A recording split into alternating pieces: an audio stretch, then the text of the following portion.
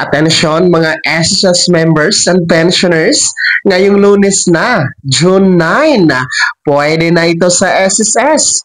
Pag-uusapan natin dito sa video. Hold up.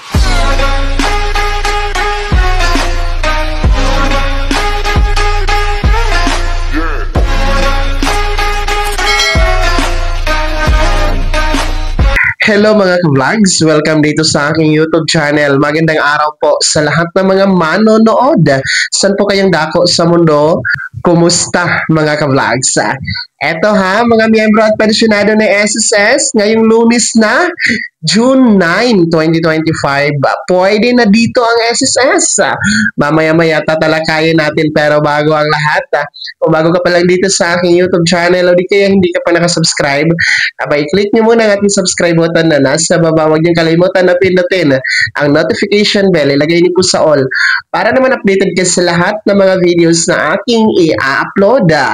So, eto na nga po, mga miyembro at pensyonado ng SSS. Kahapon po kasi naglabas ng anunsyo, ang Social Security System para po sa pagsasarado sa lahat ng mga branches ng SSS nationwide, maging ang SSS main office, kasabay nga po sa pagdiriwang ng Idil Adha or Feast of Sacrifice ng ating mga ka-vlogs na mga Muslim.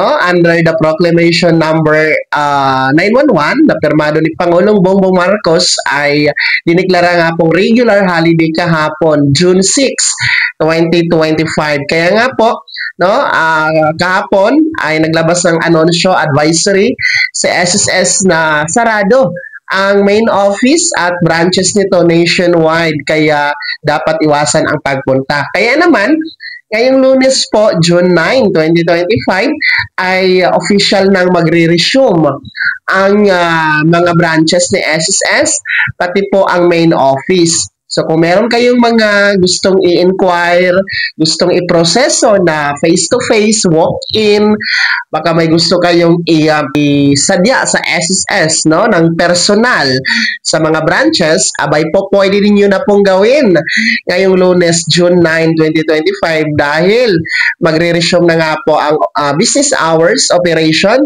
ni SSS sa araw na yaan. So ngayon kasi nasa long weekend tayo since holiday nga po kahapon, Biyernes, kahapon. So, Sabado ngayon, talagang long weekend po tayo. Marami tayong panahon na makakasama at i-google sa ating pamilya, mga kamag-anak, ano man yung mga gawain, paano man ang trip ninyo ngayong long weekend.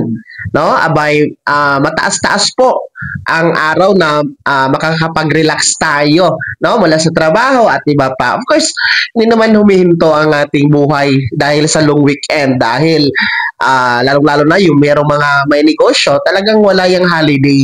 Pero kahit ganon, kahit paano ay nakakatulong din naman po itong mga holiday na dineklara po ng ating pamahalaan, sa ganon ay magkakabanding po ang pamilyang Pilipino, di ba po? So, yun po. Ngayong Lunes, ulitin ko, June 9, 2025, official na pong magre-resume ang business hours operation ng SSS main office at ng branches nito nationwide, ayon po sa anunsyo at abiso ng SSS sa pamamagitan ng kanilang official Facebook page. Kaya naman, mga SSS members and pensioners, mga ka-vlogs, kumusta po inyong long weekend? Ano ba ang ganap ninyo ngayon? Saan ba kayo pupunta? Lalabas ba o team bahay lang kayo? Ibahagi niyo po sa comment section na nasa baba, pakilakip ng buong pangalan at kung taga saan kayo. Bago ako magtapos sa video na to, kung gusto niyo po sumuporta sa aking YouTube channel, maaari niyo pong i-click ang ating super thanks button na nasa baba. Sa mga gusto maging miyembro, pwede po i-click niyo po ating join button. Maraming perks dyan mga ka-vlogs. Be my member now. Sana'y naging gabay ang video na to kahit paano na pag-uusapan natin ang mamahalagang bagay-bagay na may kinalaman sa pagiging miyembro, benepisyaryo at pensyonado sa SSS. Kung hindi ka pa nakasubscribe dito sa aking YouTube channel, maaari nyo nang i-click ang ating subscribe button na nasa baba. Huwag nyo kalimutan na pindutin ang notification bell. Ilagay nyo po sa all para naman updated ka sa lahat ng mga videos na aking i-upload.